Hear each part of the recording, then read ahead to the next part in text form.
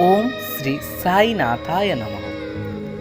आजिर एही व्यस्तबहुल जीवन रे प्रत्येक मनुष्य निज निज कार्य व्यस्त। एही सांसारिक बंधन रे छंदी होई रहिथिबा मनुष्यर दैनंदिन जीवन और आध्यात्म संबंधी अनेक प्रश्न मन मध्यरे स्वतः उंकी मारे।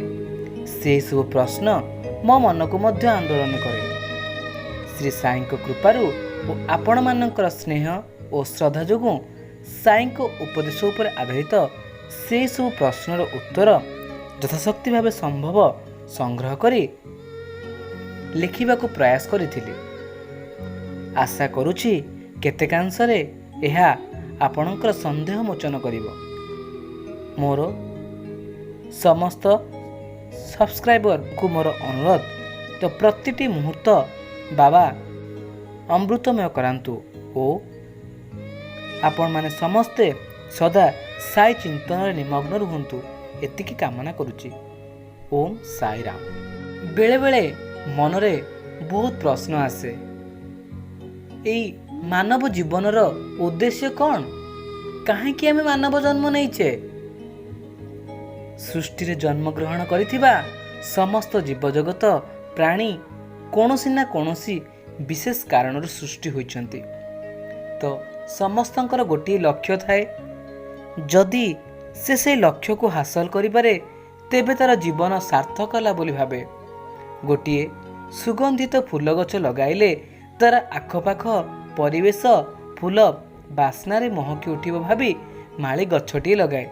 जदि गछटीर फूल फुटी परिवेश को सुबासित करे तेबे मालीटीर परिश्रम सार्थक हैला।